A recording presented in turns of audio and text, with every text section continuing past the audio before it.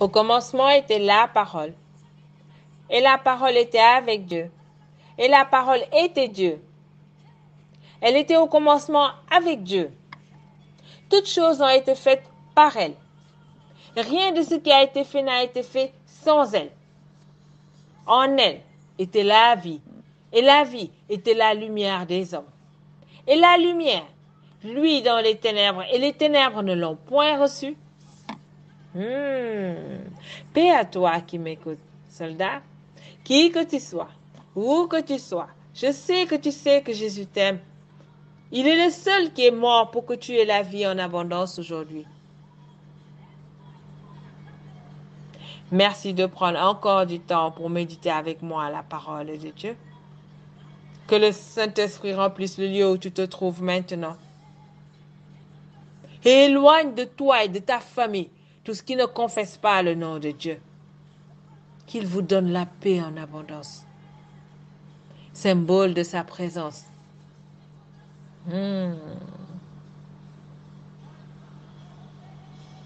Il était une fois un grand homme de Dieu appelé Moïse qui mourut. Et la Bible dit que l'Éternel dit à Josué, fils de Nun, serviteur de Moïse, Moïse, mon serviteur, est mort. Maintenant, lève-toi, passe ce Jourdain, toi et tout ce peuple pour entrer dans le pays que je donne aux enfants d'Israël. Tout lieu que foulera la plante de votre pied, je vous le donne, comme je l'ai dit à Moïse.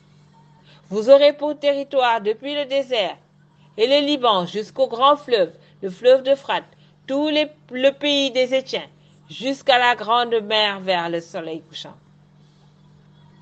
Nul ne tiendra devant toi tant que tu vivras. Je serai avec toi comme j'ai été avec Moïse. Je ne te délaisserai point, je ne t'abandonnerai point.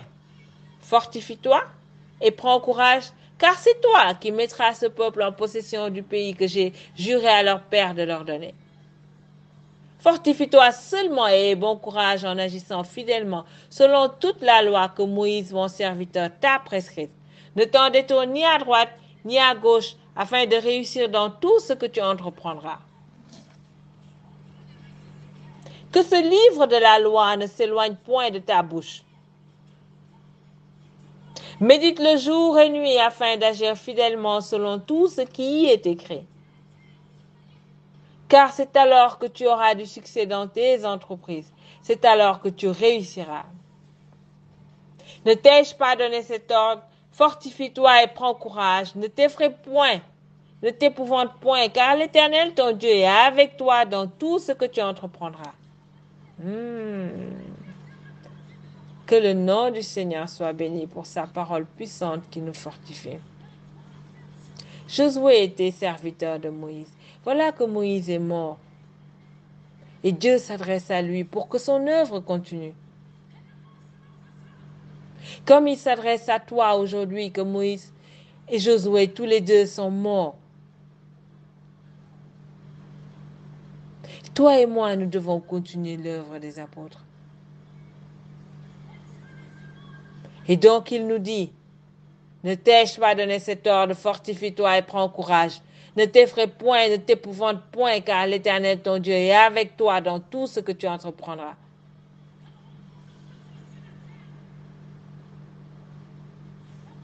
Tu ne dois plus avoir peur de rien. Tu dois te lever et continuer l'œuvre des apôtres. Travailler pour Jésus, pour l'avancement de son projet. Nous avons vu dans l'audio précédent que nous devons passer notre temps à muscler notre foi pour plaire à Dieu. Si Dieu prend la peine de parler à Josué, c'est que Josué était un homme de foi. Il n'était pas comme Thomas, qui avait besoin de voir les marques des clous sur le corps de Jésus pour croire qu'il était bien ressuscité. Ambassadeur de l'Éternel. Tu sais que la parole de Dieu ne retourne point à lui sans effet, sans avoir exécuté sa volonté, accomplit ses desseins. Alors, dis Amen quand il te dit fortifie-toi et prends courage. En prenant la décision d'être chrétien, nous décidons d'appartenir au royaume de Dieu qui est en guerre permanente avec le royaume de Satan. Alors, soldats, nous devons être en tenue de combat jour et nuit. S'il dit à Josué, lève-toi, ça veut dire que tu dois être toujours en position de combat. Pas en train de somnoler quelque part. Plus nous allons avancer dans la foi, plus nous allons devoir combattre des démons de plus en plus grands.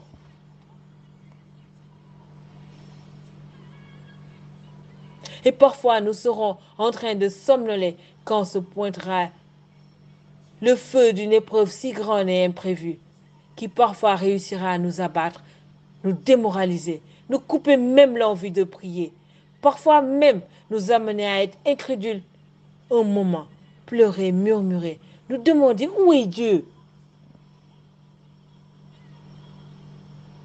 Mais il ne faudrait pas que ce moment dure longtemps. Une journée, c'est déjà même beaucoup trop.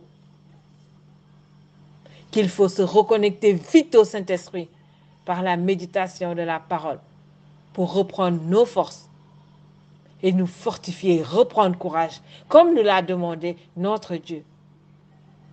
Car nous sommes des aigles. Nous pouvons descendre parfois bien bas, mais il faut vite remonter, car notre place est dans les hauteurs. Dieu dit, ne t'effraie point, ne t'épouvante point, car l'Éternel, ton Dieu, est avec toi dans tout ce que tu entreprendras. Roi, reine du royaume de Dieu, nous devons marcher avec assurance, car notre Dieu est avec nous. Celui qui est avec nous, il est trop grand pour que nous puissions marcher comme des peureux devant les épreuves. L'heure est venue de divorcer avec la peur. Si l'Éternel, notre Dieu, est avec nous, ça doit se voir dans notre façon de parler, dans notre façon de marcher. Regardez Jésus, il parlait avec assurance. Il ne vacillait pas dans ce qu'il disait. Nous devons rester très concentrés sur nos objectifs. Arrêtez de balader des regards inquiets à gauche, à droite. Car l'ennemi, il est tout le temps en train de s'amuser à nos côtés pour nous distraire. Quand les résultats des examens que tu as tant préparés, étudiant, sont pas bons, il est l'heure de te rappeler que Dieu te dit toi aussi, fortifie-toi et prends courage pour mieux faire la prochaine fois. Et te concentrer encore plus sur tes objectifs qui sont de réussir à ton examen. Même si tu dois le reprendre plusieurs fois, mais ce n'est pas le moment d'arrêter d'étudier. Personne n'est né champion. Allez, il faut avancer, pas s'arrêter.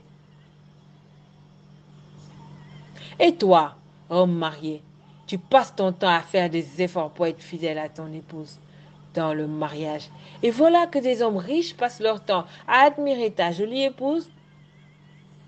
Et elle n'a pas l'intention de rater une opportunité de remplir son compte bancaire avec ces hommes riches qui lui tournent autour. Alors tu es obligé tout le temps d'être aux aguets. Tu as peur tout le temps. Et pourtant tu pries. L'heure est venue pour toi de te fortifier et de prendre courage aussi. De ne pas abandonner. Ceux qui ont divorcé, ils n'ont jamais pu fêter des noces d'or pour la gloire de Dieu.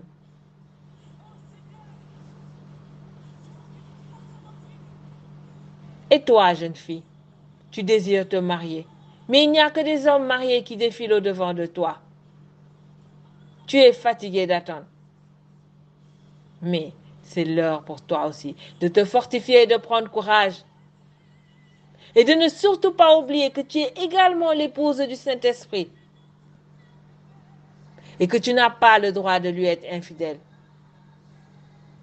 Il saura t'apporter l'homme qui te fera oublier le temps que tu as attendu.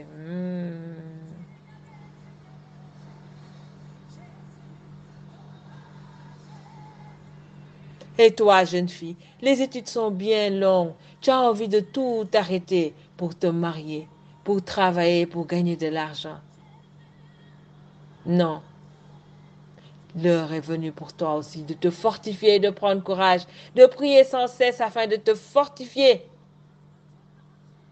Car un poste plus grand t'attend quand tu auras ton diplôme. Et l'époux que Dieu a choisi pour toi aussi sera être au rendez-vous en son temps. Reste donc concentré sur ton but afin de pouvoir l'atteindre.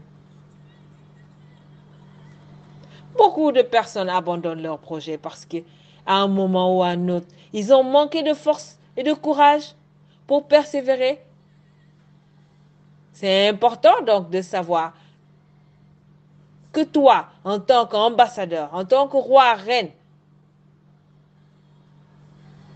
c'est très important pour toi de savoir comment faire pour te fortifier et prendre courage quand l'ennemi est là pour te décourager. Il est dit dans Matthieu 11, verset 12, depuis le temps de Jean-Baptiste jusqu'à présent, le royaume des cieux est forcé. Et ce sont les violents qui s'en emparent. Un violent est quelqu'un qui a de la force. Mon ami, faut quitter la liste des faibles. Josué était en deuil. Il pleurait Moïse, qui est, qui est parti, qui est mort. Mais Dieu lui a dit, Moïse, mon serviteur, est mort. Maintenant, lève-toi. Quand on est leader, on n'a pas le temps de pleurer longtemps. Quand l'épreuve vient, il faut savoir écraser et avancer. Toutes ces douleurs qui nous torturent. Nous devons apprendre à tourner la page de l'histoire avec Dieu.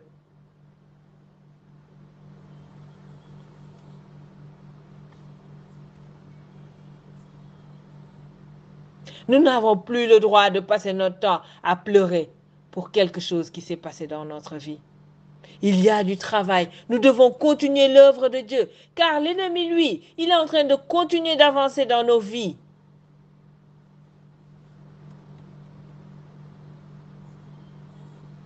Lui, il continue son œuvre avec ses disciples. Nous n'avons pas le temps de pleurer. Nous pouvons pleurer parfois parce que les épreuves sont tellement dures. Il y a des choses qui nous arrivent, ça fait tellement mal. On a beau être homme de prière, femme de prière, mais on est abattu. Mais il ne faudrait pas que ça dure.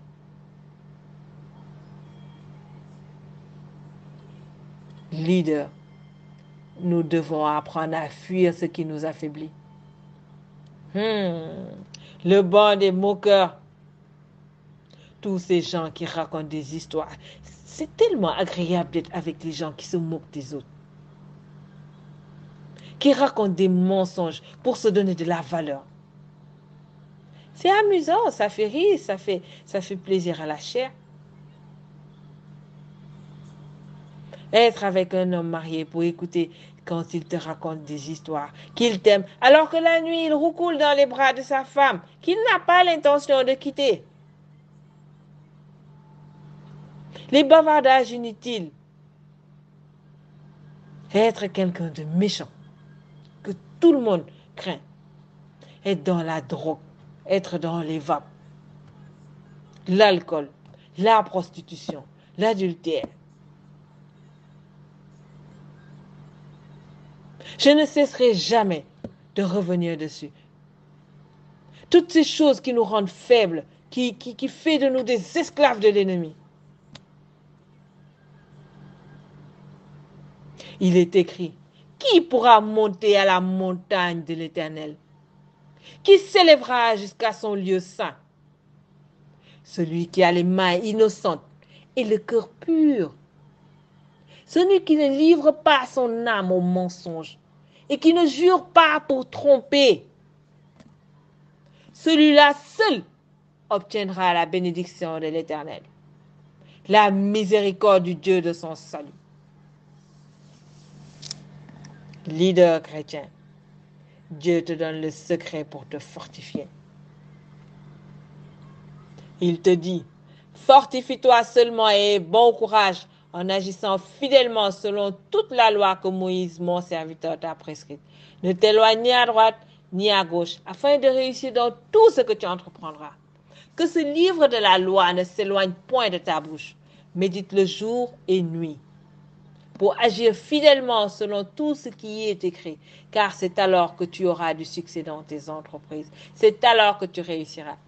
Tu veux réussir comment si tu n'as pas la Bible dans les mains pour la méditer jour et nuit?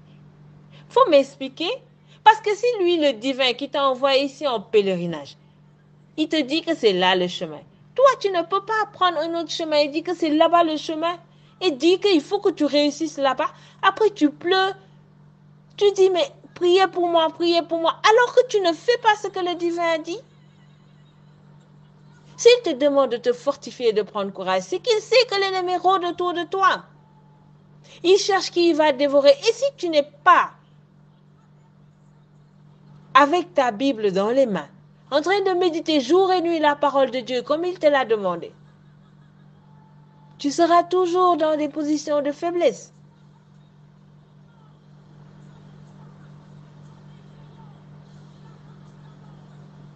Quand cette belle femme va se pointer devant toi, c'est normal que tu te mélanges.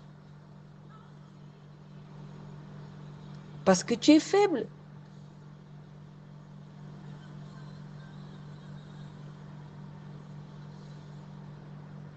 Quand tes amis vont te proposer d'aller faire des choses qui ne confessent pas le nom de Dieu, tu n'auras pas le courage de dire non parce que tu es faible.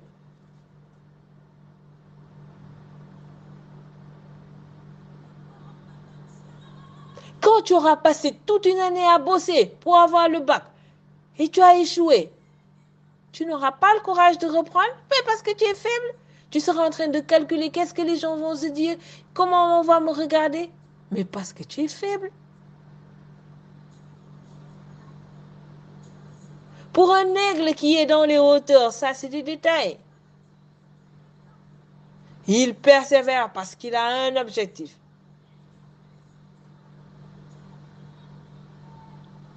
Quand le patron va crier sur toi, tu vas te mettre à pleurer, tu vas aller prendre chez le médecin un repos médical parce que tu ne tiendras pas. Mais parce que tu es faible, tu ne t'es pas fortifié comme Dieu te l'a demandé. Tu n'as pas pris courage. Celui qui s'est fortifié, il a de la force.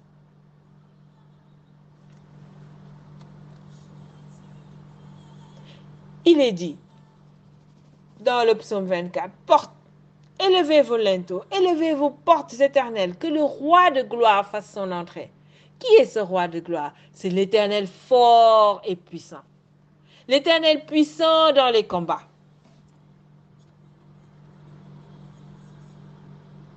Alors qu'au commencement, l'Éternel a dit, tu es au courant? Créons l'homme à notre image, selon notre ressemblance. Donc, tu sais que tu es à la nature de Dieu. Que tu es de nature fort et puissant. Tu fais quoi avec la faiblesse?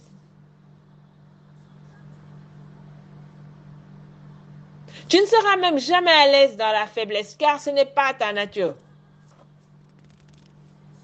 Chaque fois que tu seras dans les bassesses, tu seras comme le poisson qui est hors de l'eau. Tu ne seras jamais à l'aise dedans.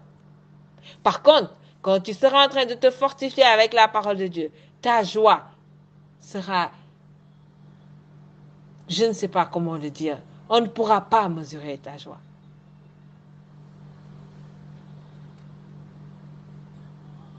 Dieu dit que tout lieu que foulera la plante de ton pied, il te le donne.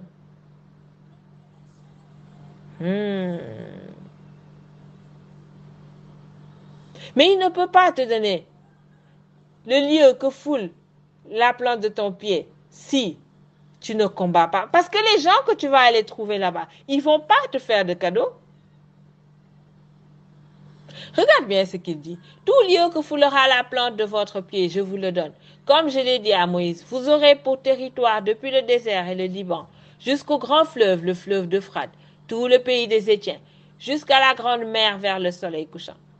Yeah. C'est grand, c'est une grande bénédiction que Dieu leur donne. Mais les Étiens qui vont aller trouver là-bas ne vont pas venir leur faciliter la tâche, leur dire, bon, comme vous êtes là et que c'est Dieu qui vous a envoyé, nous allons vous laisser la place et aller chercher ailleurs où habiter. Non, ils vont combattre. Et celui qui combat, c'est celui qui a la force. Celui qui va gagner, c'est celui qui a plus de force. Oh, Dieu t'a déjà donné. Et c'est comme ça que beaucoup d'entre nous, Dieu nous donne le mariage. Mais devant l'épreuve, on divorce. Dieu nous donne un grand poste. Le patron, il est fou, il crie sur nous, on démissionne.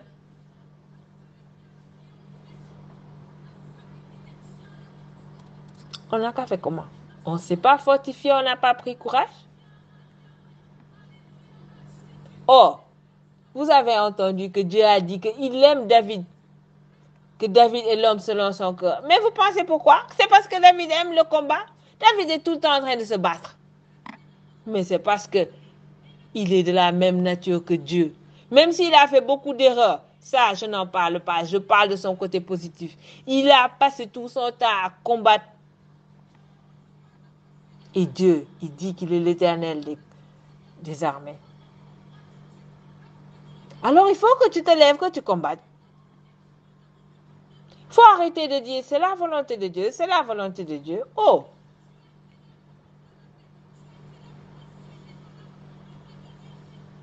Il faut te battre.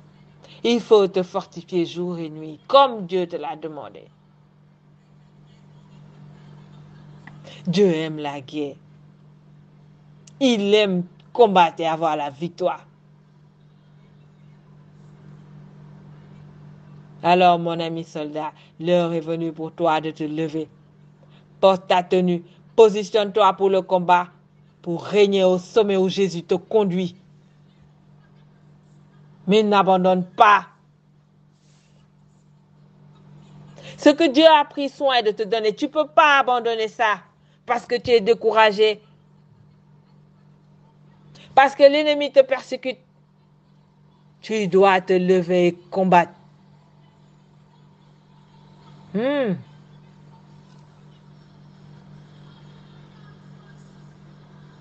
Combat jour et nuit sans oublier que Dieu t'a promis qu'il ne t'abandonnera pas.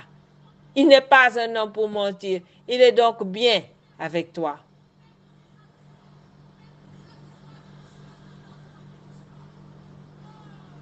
Un jour, une cousine que j'aimais dans mon cœur est tombée malade.